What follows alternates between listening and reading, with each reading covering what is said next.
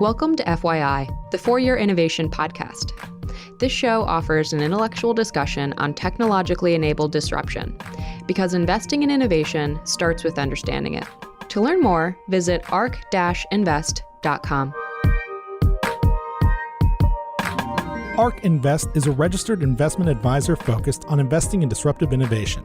This podcast is for informational purposes only and should not be relied upon as a basis for investment decisions. It does not constitute, either explicitly or implicitly, any provision of services or products by ARC. All statements made regarding companies or securities are strictly beliefs and points of view held by ARC or podcast guests and are not endorsements or recommendations by ARC to buy, sell, or hold any security. Clients of ARC Investment Management may maintain positions in the securities discussed in this podcast. Hey everyone, welcome back to the FYI, the Four-Year Innovation Podcast with ARC Invest. It's me, Tasha Keeney, ARC Analyst, and I'm here with my partner analyst, Sam Corris. Sam, you and Kathy are about to interview Mitch Daniels. That's right, and we're really excited to have him on. He's the former governor of Indiana and current president of Purdue University, and we're going to be talking online education. Yeah, and why do you care about online education? I thought you covered robots. That's a great point, and a question we're often asked. One of the big things we see with automation generally is people say, oh no, robots, they're going to steal our jobs. But really, we think they're going to create a lot of new jobs, more jobs than they replace. But in order for people to take those jobs, there's going to need to be a lot of retraining. And so education is going to play a key role in this. And what we're seeing is that online education allows for people who are actively working or don't want to relocate to upskill or reskill for new jobs. Got it. And so Purdue has done a lot of work in sort of building out this platform. They have. They're definitely one of the leaders. And we invest in a company called 2U that's a platform for schools to do this. But Purdue has actually done a few things on their own. One of them was an acquisition, and then they've also done stuff in-house. So it's very interesting. I'm really looking forward to talking to Mitch about what's going on at Purdue. All right. Well, let's get to it. Let's hear you, Kathy, and Mitch. So, Governor Daniels, we're so honored that you agreed to do this podcast. We have a link to Indiana, to Purdue in particular. Matt Stout works on our marketing team, our social marketing team, and he spent 10 years in Purdue's athletic department doing your communication strategy. And so we're very blessed. I know that Tom Schott works in your office. That's how we made the link to you. So we're very grateful for your willingness to do this with us. We think education is one of the most important topics as we do our research. And we know that you've been the president of Purdue since 2013, I believe, and that you have really shaken the place up. And we'd love to know a little bit about that, how you did it, the reaction to it, and why you did it. And we'd also like to get a sense of where you think education generally in the United States is today. Before we started this podcast, we talked a little bit about risk-taking. And I know I don't know if you'll put it out, but you've got an editorial in the works for the Washington Post. And I think it's an important subject, this idea of risk-taking. Have we lost it? And the way we have framed this issue for us in the investment world is we saw risk-taking diminish after the tech and telecom bust, and even more so after 08, 09, the meltdown. And we saw very backwards looking ideas moving into the investment realm, like, oh, let's just copy this index. Active managers don't know what they're doing anymore, and these indexes do better than they do. Well, that was a self-fulfilling prophecy for a while, but we think something's changing now. And we think that because of the coronavirus, the desire to make changes has increased. Why? Because consumers and businesses are afraid. They were afraid during the coronavirus that they would lose their jobs, lose their businesses. And so they were willing to change the way they were doing things. So we're seeing an acceleration of the adoption of innovation. The 5 platforms we're focused on: DNA sequencing, robotics, energy storage, artificial intelligence, and blockchain technology. All of them have been turbocharged. And in fact, years have been of companies did not expect to see some customers they're seeing now for years. So something has changed. And we'd love to talk about risk-taking generally in this economy, but also within the educational system, and talk about some of the ways that you are shaking up education, what has worked in the last 7 to 8 years, lessons learned in the last 7, 8 years. I know those are a lot of topics, so I'll let you start where you would like. Where I'd like is first to thank you for the opportunity. Honor's all mine. I've studied up on what ARC is, and everything you just said about the economic importance, societal importance of successful risk-taking is maybe one of the most central questions we're facing, and particularly in the aftermath of the experience we're all still going through. Here's an irony, I think, that bears on this when you ask about education, particularly higher education. Most people in it fancy themselves very forward-thinking, very obviously intelligent, thought leaders and so forth. As a sector, however, it's the most reactionary place I've ever been. Any sort of change is immediately suspect and usually pounced upon. Now, you and I would understand from business experience why this might be. Any business that is extraordinarily successful for a long time assumes it has all the answers and that those answers will always prevail. And higher ed has been uniquely insulated. I wrote another column one time about the parallel between higher education and healthcare, which have been the two certainly largest sectors of the economy where technology has penetrated the least, productivity has advanced the least, and therefore costs are the most out of line with what most people find reasonable. So first of all, it's never been our intention, it's not today here at Purdue University, to shake up anybody, or certainly not the rest of higher ed. We're just trying to do what we think makes sense for this institution. I'm a little bemused sometimes when people find it far-reaching, because I think all things being relative, maybe it is, some of what we've done. We've held, for instance, one of the better-known differences here, we have held tuition flat it will be at least 10 years in another couple. And reduced a couple other fees, so it's less expensive to attend our school now in nominal dollars than it was in 2012. And that has, I think, proven not only an appropriate thing to do if you're interested in accessibility, affordability, students and their families being able to progress through higher ed, but it hasn't been as bad as a business strategy either, because we had 58,000 applications this year. We've broken a record every single year, and when you're picking investments, you probably look for companies with a growing top line. We've had one. But I don't think that was such an obvious thing to me, coming here as an outsider to the sector 8.5 years ago. I think all the problems higher ed is now experiencing were completely foreseeable. I guess my only surprise is it took so long for them to get here. I'm talking about things like consumer resistance to the prices that are being charged relative to any proven value that the sector has been able to demonstrate. So yes, I wrote in my most recent annual letter to the campus, I was talking about all these nice things people have said, some awards we've won, innovative this, innovative that. I said, when the traffic is moving 2 miles an hour and you're driving 10, people think you're a Ferrari. But, I really think we have a whole lot more to do to, first of all, to continue to add demonstrated value, high quality at a price people can afford to this product. And meanwhile, particularly propelled by the year of Zoom that we've just experienced and all the other impacts of the pandemic, we have to scramble now to more quickly than we already were, make the experience, the acquisition of useful information and ways of learning new information more flexible, even more relevant. Probably, for instance, We can't stay tied to this 4-year agrarian calendar. We will soon be a year-round university at Purdue. We're about to open a January semester, and at that point, there'll not be a month of the year when our capacity sits idle and where a student can't progress if they want. We have 3-year degrees, a majority available for a majority of our disciplines. I don't doubt that before long we'll have students coming and going to employers with whom they've struck up a relationship with our help, early in their time here, maybe on the way in the door.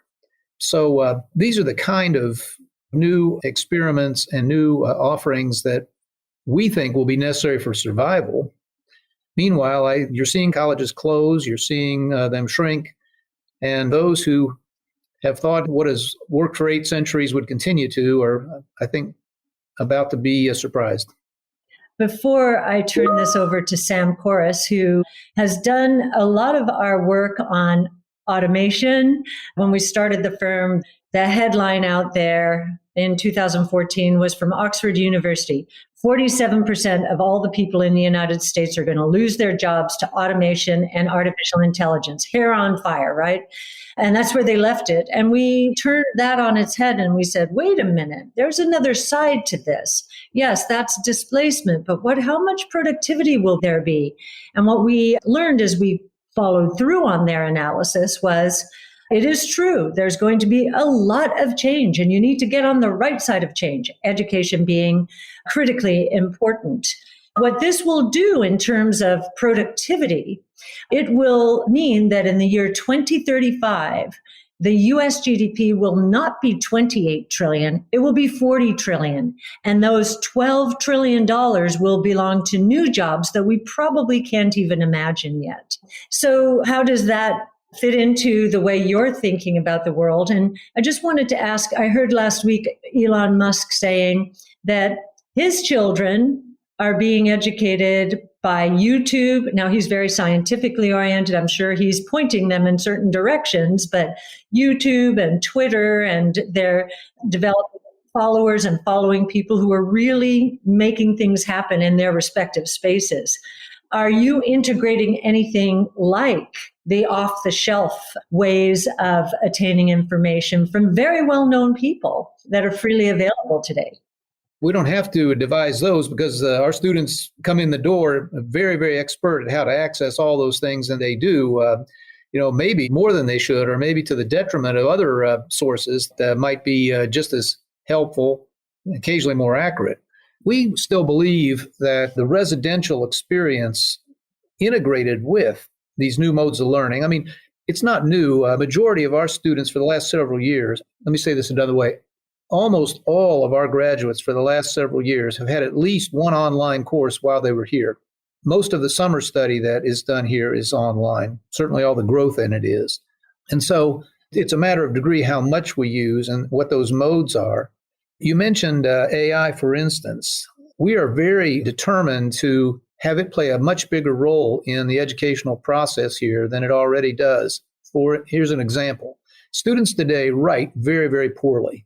And if anybody thinks that's, so what, that's outmoded, every time businesses are surveyed about what they wish their graduates, or what they're looking for in their new employees, a facility with written expression is at or near the top of the list.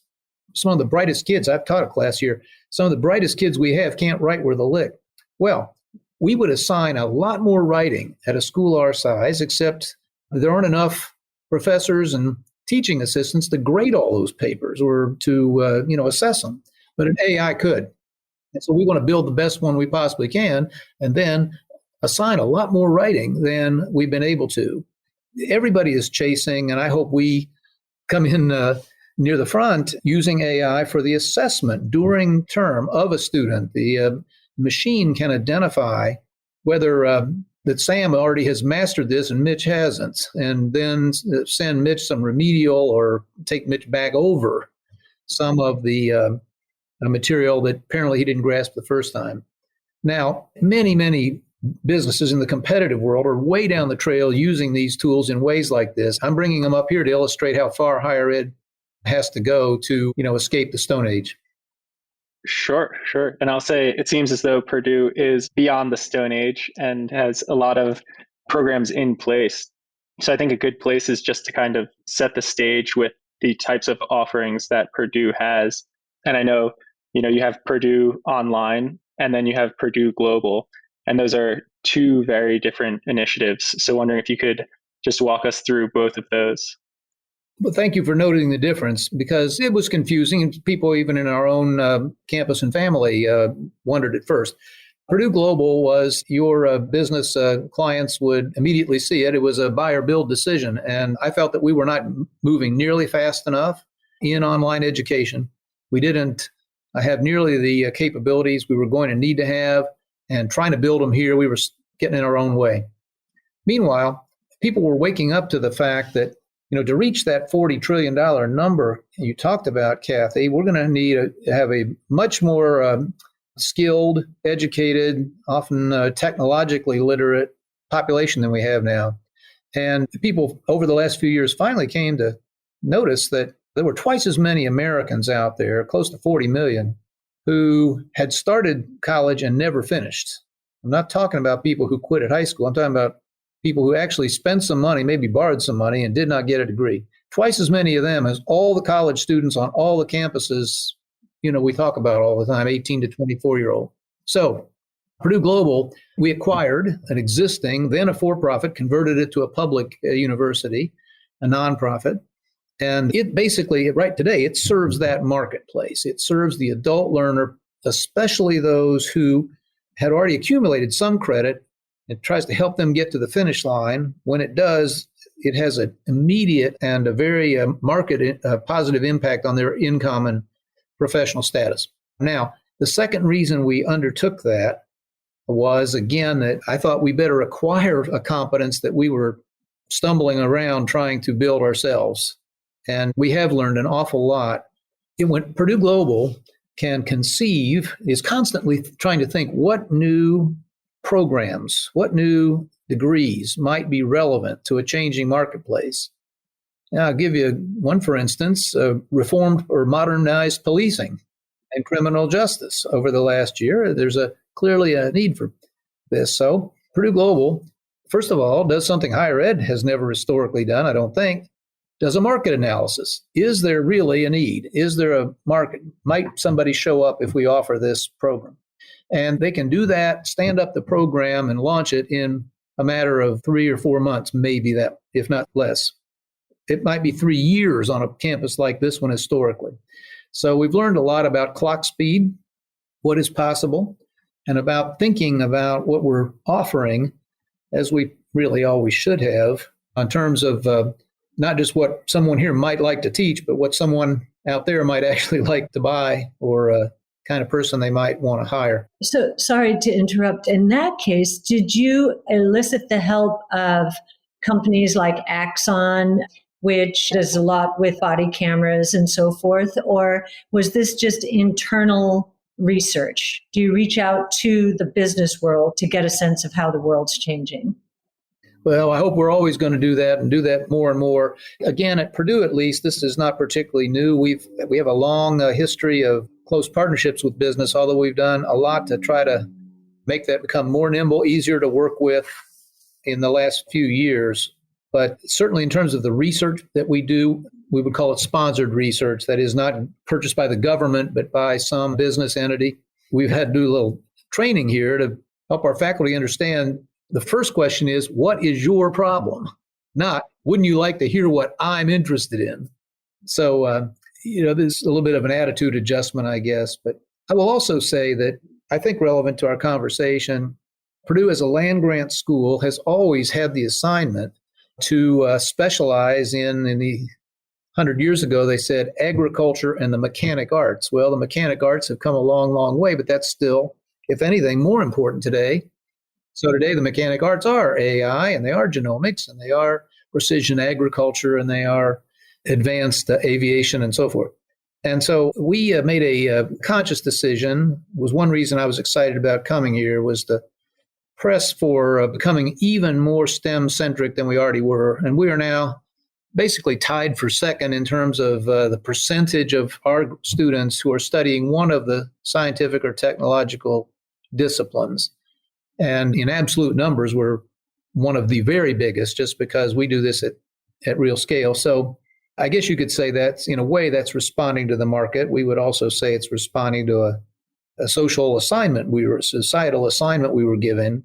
But it's really coupled with the things we've tried to do to encourage innovation and entrepreneurship on the part of our students and faculty, and to link them with entities outside who might be interested in their work. I hope that it's increasing the contribution that we're making. And so then that covers Purdue Global and the acquisition and serving this underserved population. So then how does Purdue Online emerge? Was that done more in-house, and who is that targeting, and what are the ultimate goals there? Yeah, so we're trying to apply some greater understanding of the competencies of online that I mentioned. Yes, to a very different audience. And we have a rapidly expanding portfolio of offerings, some for credit and for degrees, but increasingly people, adult learners who already have degrees, are interested in simply enhancing their professional or technological skill. Talk to any bench scientist who's been away from the research for a while, and they'll tell you that the half-life in many disciplines, some of the ones that pay special attention to, is pretty short. People who left here with a first-rate engineering degree 10 or 20 years ago now find a need to learn something more, to advance personally or just simply to make a greater contribution where they are. So we have a fast-growing, it's grown 60% in the last 3 years, I guess, both the number and the number of people who are studying in these courses. And the customer there is increasingly someone in the business world who is, as I say, trying to enhance the value that they already have to somebody in their field.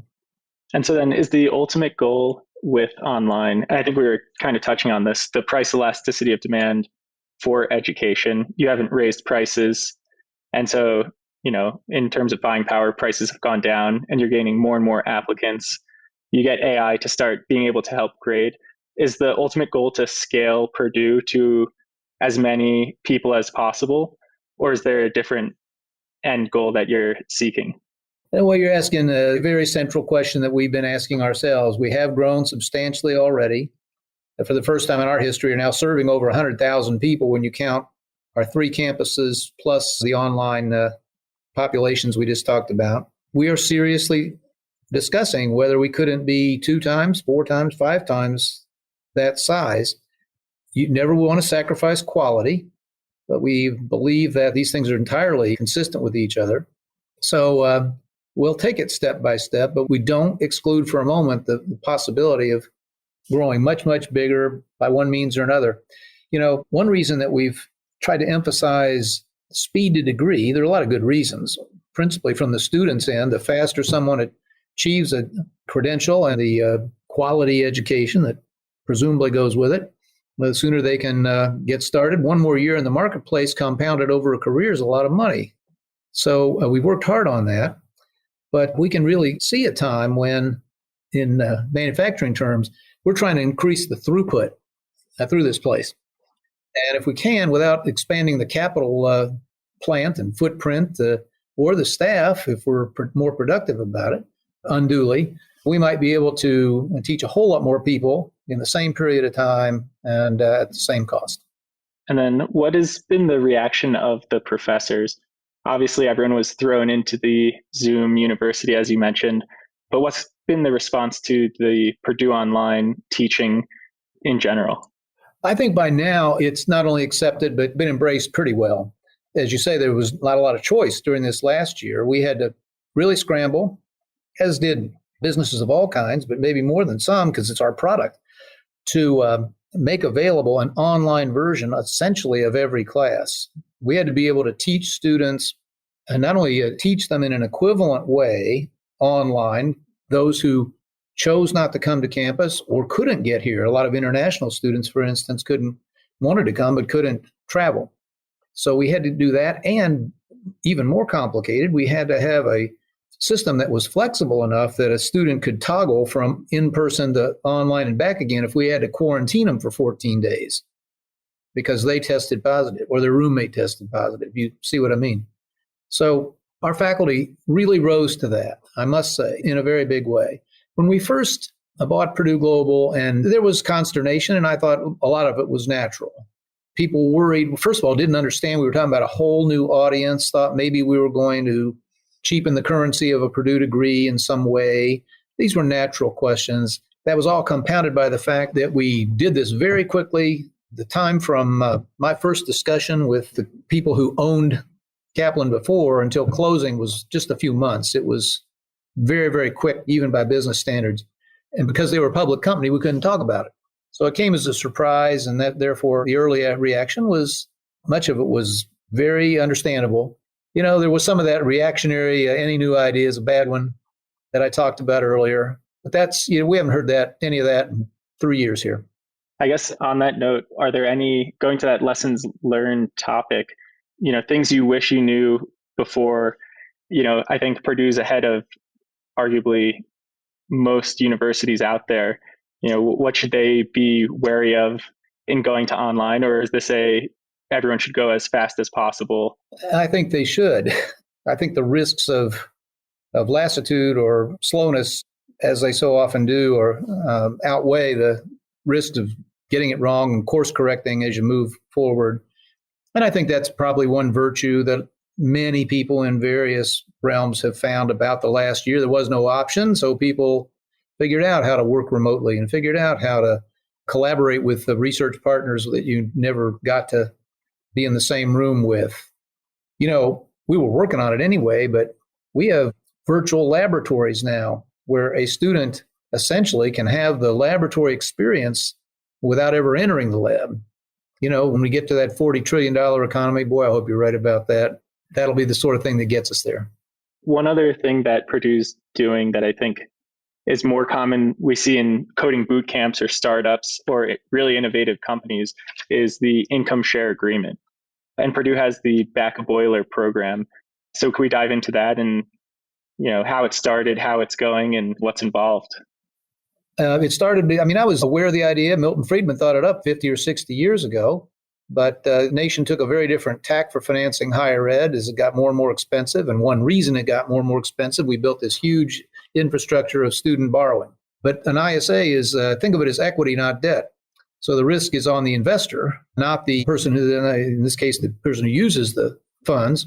And all it says is that a student, based on the course of study and what history and actuarial science tells us about likely income trajectory, the student, instead of borrowing the money and being on the hook for it at compounding interest, regardless how life goes, agrees to pay a fixed percentage of her or his income for a fixed number of years, and therefore renders certain the amount of the exposure. If the career doesn't start very well, and the payment is commensurately lower and so forth. So that's what an income share agreement is. We don't recommend it. We have over 1,000 people who have now taken those and taken that as a route to help pay for their college education. We don't recommend it in lieu of highly subsidized government loans, but it certainly is preferable in many cases to the very expensive parent loans or so-called plus loans that many students need to put on top of the conventional federal loans, which are limited in size. So there it is. One thing that's very intriguing to me about it, and one reason we've tried to be helpful to other schools who have come to us and wanted to copy it, and that's beginning to spread, is that, first of all, to really help lots and lots of students, we're going to have to attract not just, let's say, philanthropic capital. We have some foundations who have come in and helped us fund this, but it will have to attract real investment capital. The models predict, and we are getting sort of, I'll call it a mezzanine level return, pretty reliable in the 5, 6, 7% range. And so if you are looking for that kind of investment, and maybe you'd like to do a good deed along the way, here it is, a possibility. And the other advantage of getting to scale, along with helping more young people avoid debt or some of the debt, it will begin to send a real signal as to what the market values, because those majors and those programs that are the most promising will be asked for a smaller percentage for a shorter period of time of the income that follows. So that would be a helpful market signal for young people coming up in the future. That's a great point. That's a great point. And on the government side, right, we've entered this world of ballooning debt. What role do you think the government has in helping fund student education? And then it would be interesting to hear your thoughts on the potential of eliminating student debt. I think there's a reasonable role, obviously, for public universities. And I was very conscious of this. I had no idea I'd wind up in higher ed at the time, but Indiana maintained its funding for higher ed at, I think, the third highest level among the 50 states, especially during the downturn that we experienced. So that's a starting point. I think certainly grants to low-income students, history and time has shown, is probably a better route than the complicated and sometimes, in the end, usurious debt systems that we've created. Now, you say about the elimination, if you're talking about the cancellation of student debt, I don't think a lot of the idea. About 99% of the people who leave here with a degree faithfully have paid back over time, paid back their fellow citizens. And I think it's very unfair to all those people who did if suddenly others are excused from an obligation that they took on. You know, the federal government nationalized all this about 10 years ago, blithely predicted a big profit, tens of millions of dollars. They were going to make money on this. Well, anybody who paid attention to the federal government knew to suspect that. I'm not sure even we skeptics imagined what is now quite possible, which is hundreds of billions of dollars of dead loss. We're going to lose a lot of money even if they don't forgive debt. And if they forgive it, here's the irony. Who's going to get that bill? The same younger generations who, in theory, are supposed to be helped by this. So for various reasons, I wish a different answer were found. Just to cite one, we here at Purdue would gladly accept risk. We're doing it now with regard to the so-called back-of-boiler students. I think it's entirely appropriate to ask a school like this to accept some risk. If you graduate somebody, they go out and turns out they don't or can't pay back what they borrowed, then to an extent you breached your warranty, in my opinion. It would be entirely fair for us to bear as an institution some part of that loss as opposed to dump it on the taxpayer. I think one of the things we mentioned early on is, if traffic's going at 2 miles an hour, you're going at 10, it looks like you're in a Ferrari. If you were in a Ferrari, you could snap your fingers and change anything. What does Purdue and higher ed look like to you? Well, my telescope's not quite that powerful, but some of the things we've already talked about, you would use every tool possible to hold down the cost. That would include everything from making places like this more productive, technology obviously playing a major role. Take some of the useless excess out. We ask students to take a lot of courses now that I don't think are in their long-term interest, but do cost them money and cost time. Become much more flexible. Both give room and maybe even credit for work experience or maybe other sorts of learning experiences that could be intermingled with the on-campus, more conventional learning.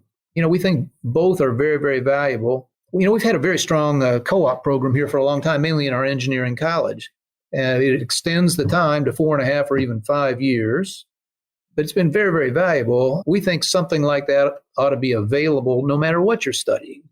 And I do think that it opens up the possibilities to much closer cooperation, particularly with businesses. Businesses, so many are very, very having a very difficult time finding the kind of talent that they want. We're the most heavily recruited campus in absolute numbers, I think, in the country. I'd have no problem. Business has been using schools like this basically as a filter, as a proxy. I'd like to think Purdue's in a little different category, but in many cases, businesses just say, well, if the young person was smart enough to get admitted to that college and then they somehow stuck with it for 4 years, they're probably a good bet. Well, why not invite them into the process earlier and they could have a direct experience with that student? And probably in most cases, that would lead to a job offer and a career start. But if not, in the meantime, the student learned things they wouldn't have learned, maybe made a little money or defrayed the cost of their education. I think the future is going to be much more mixed in some fashion like that. And I think a lot of our listeners probably don't know nearly as much as the financial workings of an institution as you do. When tuition's rising every year, What's the main driver of that? And, Purdue is able to stop it. And how come Purdue can do it and no one else can? Well, I mean, others could, and here and there you're seeing people, the market is finally beginning to speak. So, the little wise guy speech I've given a few times is I'll say to business audiences, now here's the racket you should have gone into. You're selling a product that is seen to be a necessity. You just got to have that college degree.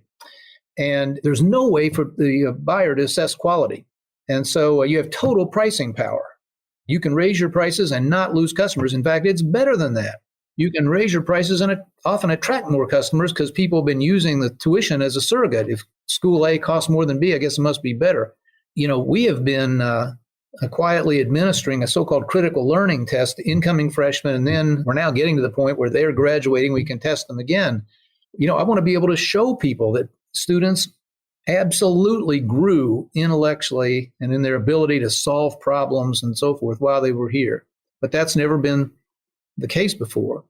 And then just to make sure it costs too much, you layer on a massive third-party subsidy so that the buyer is insulated or feels insulated, at least till those student debt bills come later on, from the real cost.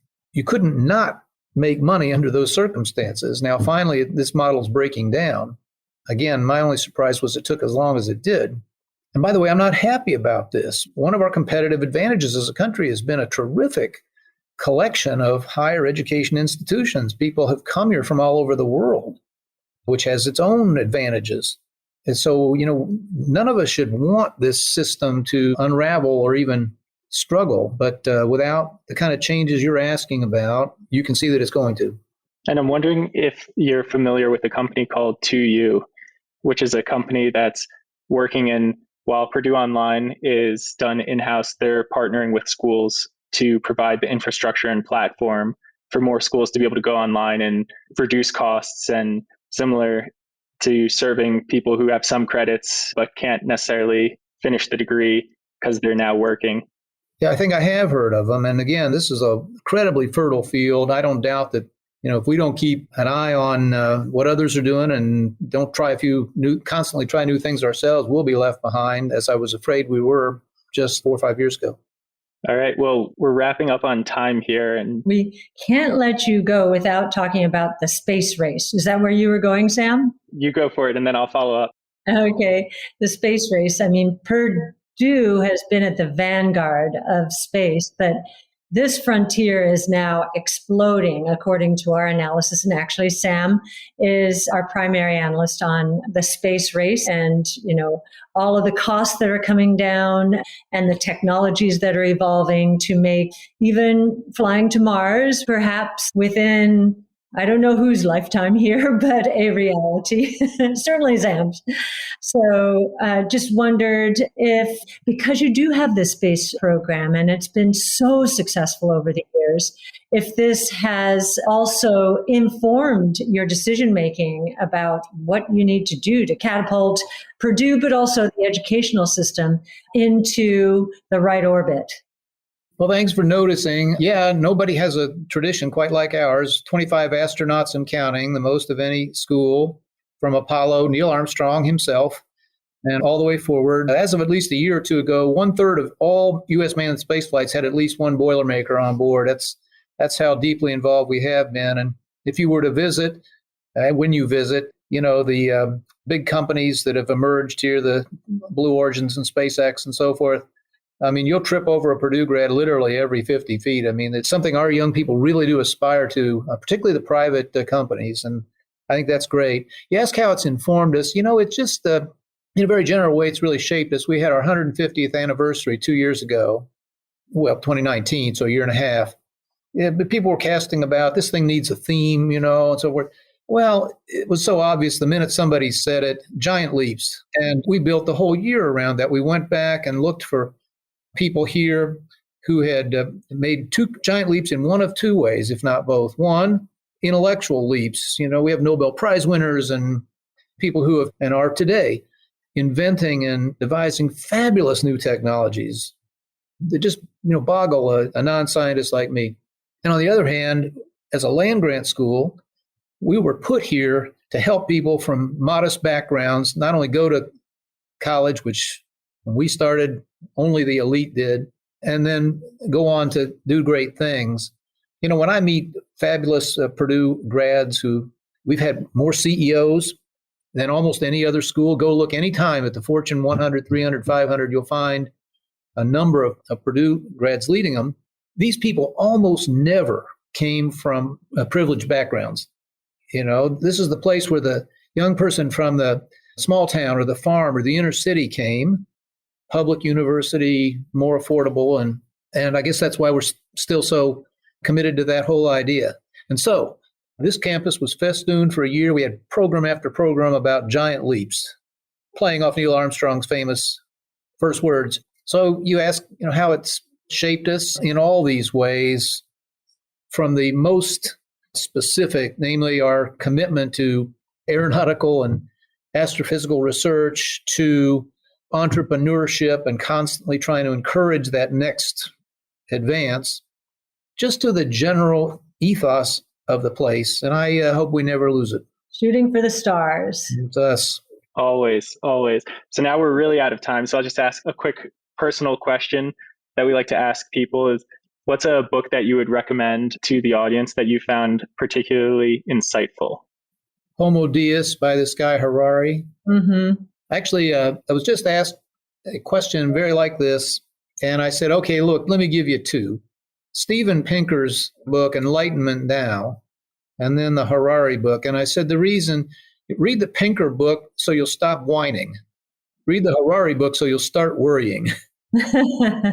And, a little of both, I guess, are useful these days. But, there's a lot of useful stuff out there to read. But just off the top of my head, those come to mind. Great. Thank you so much for joining us today. And maybe we'll put another one on the books and we'll just dive into space. Kathy, this is on you now. So it's on us. Yeah. We're a team. Okay.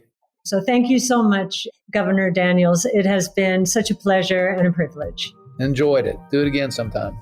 ARC believes that the information presented is accurate and was obtained from sources that ARC believes to be reliable. However, ARC does not guarantee the accuracy or completeness of any information, and such information may be subject to change without notice from ARC.